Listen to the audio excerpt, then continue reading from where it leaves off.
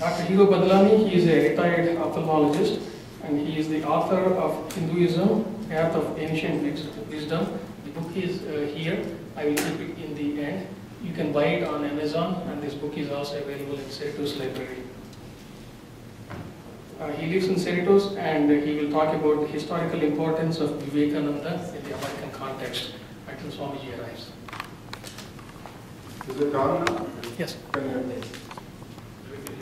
You can hear me. So, I'll take your permission to sit and talk because I'm a heart patient, so I've been advised to do that. And I will be talking to you about Swami Vivekananda's special time that he passed in USA. We all know that Swami Vivekananda was a great soul, and he accomplished so much in a short span of his life. But in spite of all the accomplishments and achievements, Swamiji had a human face also. He has his own share of trials and tribulations, failures and frustrations. And that human face was probably most marked during his visit to this country of America. We are all aware also about the Parliament of Religion, which Swamiji attended.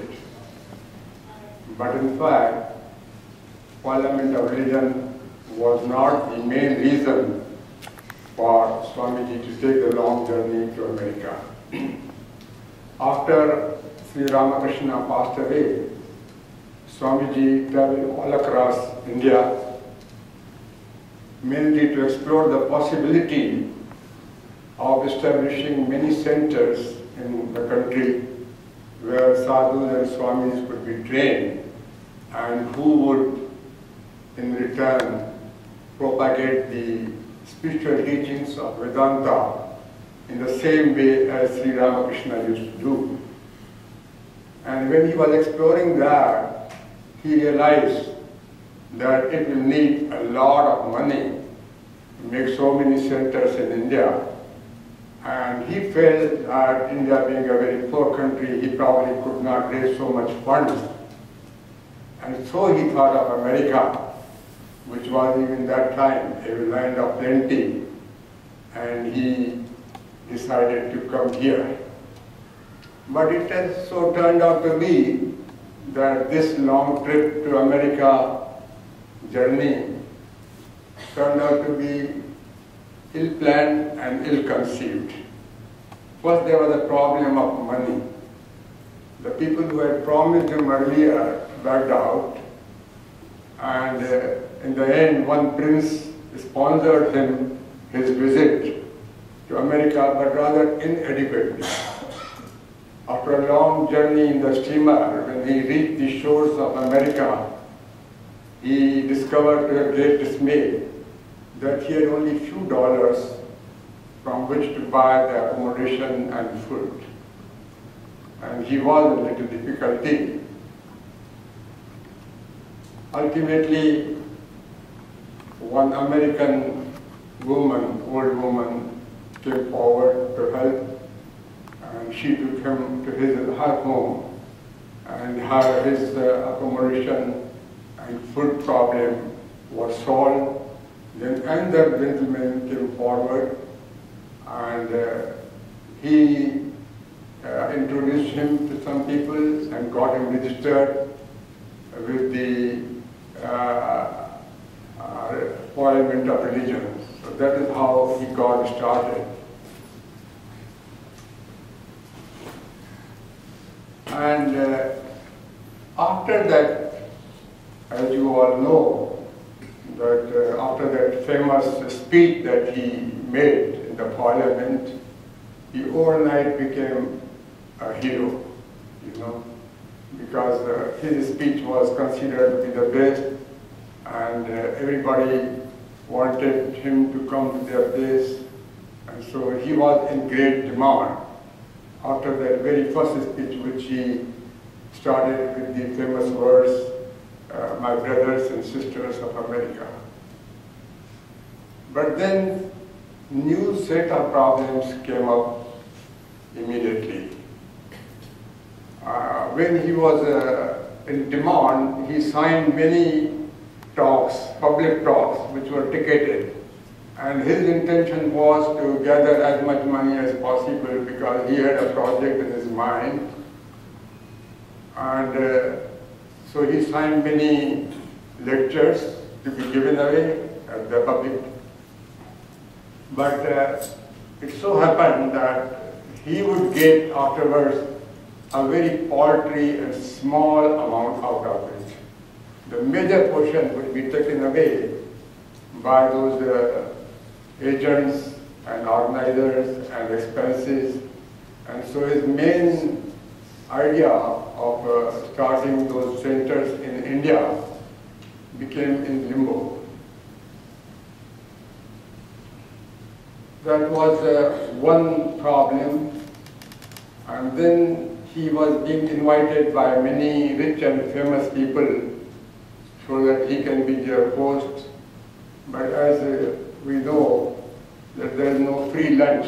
So although these people all loved and respected Swamiji, but at the same time, they were also all social icons. They were in high positions, and they wanted to use Swamiji as a social toy. So they would rather brag about him that such and such Swami has come from India and he is staying with us. And then he would be giving a lecture and join us for a dinner, and then there would be a question and answer session and things like that. And because he had signed many public lectures, so it used to be like this, that in the daytime he would be going for a public lecture, and the evening time there would be this social meeting with dinner, and then there would be a small lecture by him on a particular subject, and then there would be question and answer session. So it would be a long day for him, almost all the 7 days of a week. He became that popular in those days. And soon he was really stressed, both physically as well as mentally. And he really didn't like that idea because it was getting a little mechanical and monotonous for him. He even ran short of subjects, what to talk, and then they were all there. And then the third problem came that the Christian priests and church leaders, they had not earlier taken any notice of him. But when they saw his popularity growing day in, they got scared. Probably he will convert a good chunk of the local population into Hinduism or what. So they started spreading wild rumors about him. But more than all these problems, there was yet one more problem. There were few Indians right from his own state of Bengal, and they had come earlier than him and established themselves already, and they were quite popular also. But even they could not digest his fame and name, and they also became very jealous and went to the extent of spreading that he's a fraud, the debasha and things like that, and which upset Swamiji very much. And they would not stop there. They even sent the same reports to papers all the way to India. And the papers in India published them without verifying the facts, as the papers do, very fanfare because it's something which people like to. So all these things were very stressful, and he was particularly worried about his own old mother. And he thought that she had already sacrificed so much by giving away her son for the cause of religion, and now she has to listen to all this nonsense. And that would shatter her, and it really was a matter of great concern for Swamiji. But then you see, he marched on, he carried on, because Swamiji was not an ordinary person. He was a very extraordinary person, and he would do anything to face these challenges. And he was a man of great courage and conviction. He was a man of perseverance. But more than his courage and more than his perseverance, he had faith. He had unshakable faith in God. and he had unshakable faith in Sri Ramakrishna. He knew that since in the heart of his heart, he knew that since he was on a path on the right, he was not doing anything wrong, that some divine help will come. So he carried on with his work. Swamiji also had two other sterling qualities. He was a man of great adaptability. You know, when he was mixing with the rich and famous people and other Americans, he would talk with them in their language. He will sit with them. He will go to outing.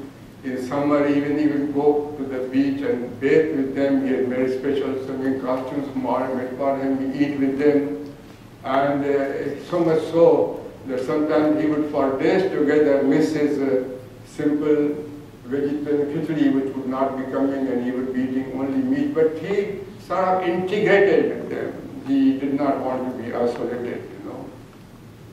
So that was his quality. And Swami had a splendid spiritual temperament.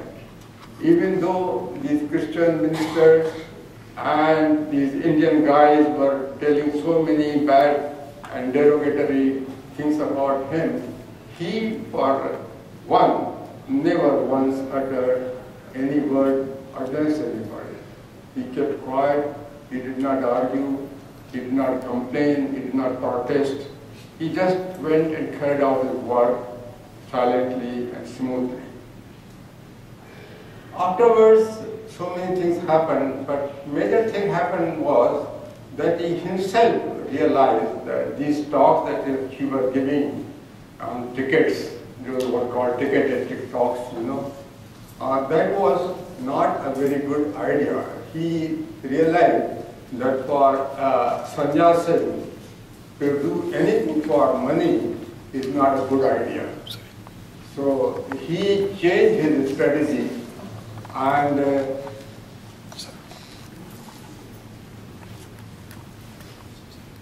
then instead of giving those public ticketed talks, he started giving talks to small gatherings. He also avoided those rich and famous people's dinners and those hospitality talks, and he concentrated instead on small gatherings to those people who are really interested in the spiritual teachings.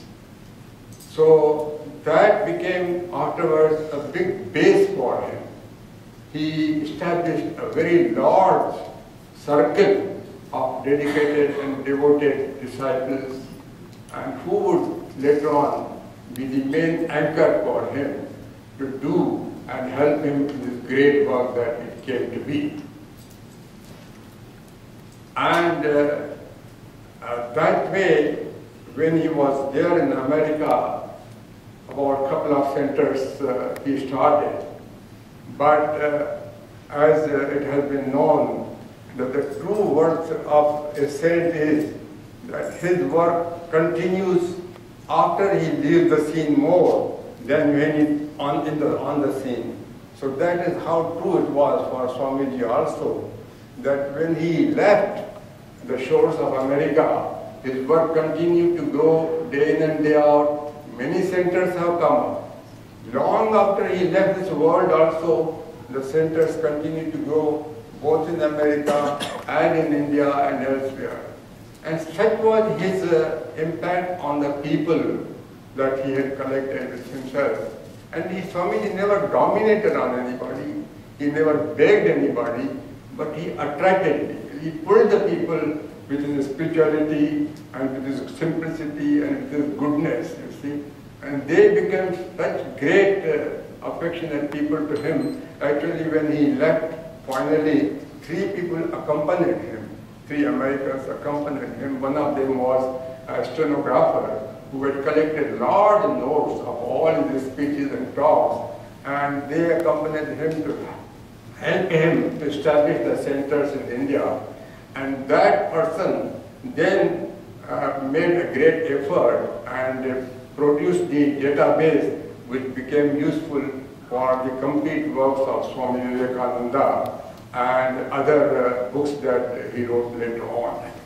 You see, now I would end this talk with one more useful information that when Swamiji was in America, he had once gone to England for some time and established a couple of centers in England also. And on his final return to India, he again stopped over at England. And in that second visit, he had the opportunity to meet Max Muller and some other German Indologists. You see, so in the earlier, he had a little negative impression about Max Muller. And he had said that Max Muller is an employee of the British Empire. And he has said and written somewhat maliciously about Hindu community. But when he met face-to-face and talked with him for a long time during his second visit to England, he was so impressed with the honesty and sincerity of Max Muller that he immediately reversed his idea, you know. And he said that, well, he has dedicated, Max Muller has dedicated his entire life in reading, translating, and writing comments, and that about all the Hindu scriptures, so much so that Hindu scriptures became available to all people of the world because of the efforts of Max Muller and his team of people. And not only to all people of the world, but to Hindus themselves, because all these scriptures before that were almost barred. People would just read some article Gita or something, or Ramayana, but most of these Upanishads and Vedas were out of bounds for local people. And so he went to the extent of even saying that I wish I had half the love for India as Max Muller has got. You see, he said that. And after some days, he went even one step further. He said, I wish I had 1/100 of love for India as Max Muller had got. Now, this was very typical of Swami. He was so much full of spirituality. He was so much full of, and he was not dogmatic, he was not rigid. And he was always on the lookout to see some goodness in people. And when he saw it, he would be so gracious and generous in acknowledging it. And so he would go all out to praise and acknowledge and recognize. And then he would even forget and let go if there were some mistakes before that, you know. So that was, these are the qualities which made Swamiji what he became, the shining spiritual star of our Hindu culture. Thank you very much.